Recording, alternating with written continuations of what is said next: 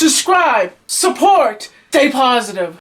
Well, good morning, good afternoon, folks. I just got done doing some of that yard work out there, some weed whacking. I didn't do any of the footage, I didn't shoot any footage, but I was just out here with my grandfather. And he was telling me a little bit about when he was growing up. Good afternoon.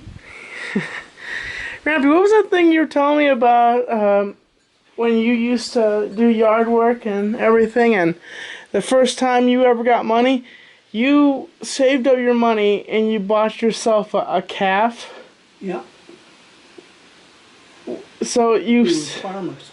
Really, you saved your money up and you bought yourself a cow. You didn't buy yourself a car. No. You went out and bought yourself a cow. No, about 10 years old I was. 10 years old? Yeah. How much was a cow back then? Oh gosh, $150. $150 for a freaking cow. For a calf. For a calf. Yeah. I'm sorry, that's overrated. A month old. A month old. Thoroughbred. Holstein. And you raised this thing for an FFA project. Yeah. My grandfather I was talking to him, and back in the day, he didn't have like weed whackers that had engines on them and stuff like that, and I was just talking to him, and some of the things that just shocked me, that the things they didn't have back then. You know, of course I knew they didn't have engines back then on these weed whackers, you know, on their... We didn't have a weed whacker. We didn't know, it wasn't even invented then. Really? No. Not 70 years ago we didn't have weed whackers. We had little things that had a handle on them, and they had like a blade on them, stuck out, come down L-shaped, and that blade shape was sharpened on both edges, and we'd swing it like this, like a scythe, and cut down the tall grass. Like you use a weed whacker today, we use those little things like that. Mm. And we'd whack down the tall grass, and yeah.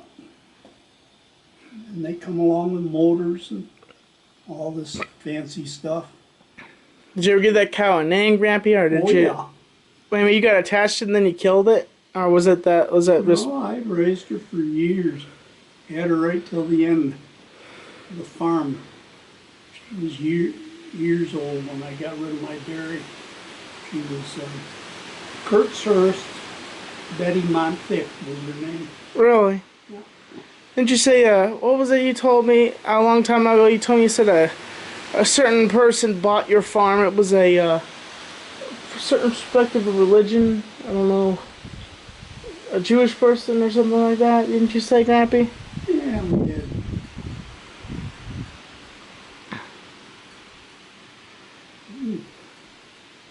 Jewish religion's kind of funny.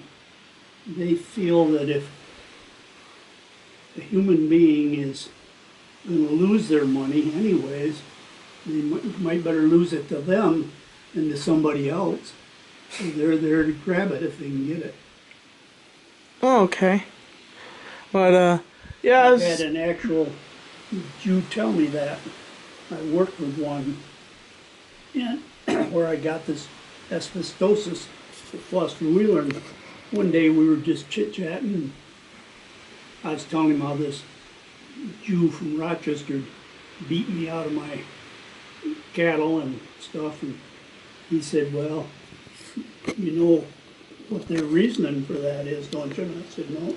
And he said, well, they feel that if they could beat you out of it, somebody else eventually would do it, so they might better have it than somebody else.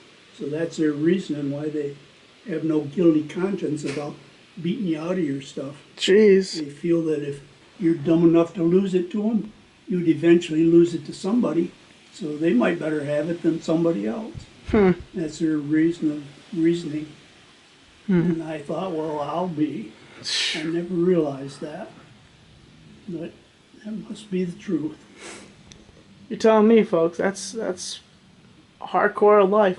But I'll catch you a little later, folks. That was my grandfather talking about the old days. Thought I'd get a little bit on footage for nostalgic reasons. There's my grandfather. Yeah.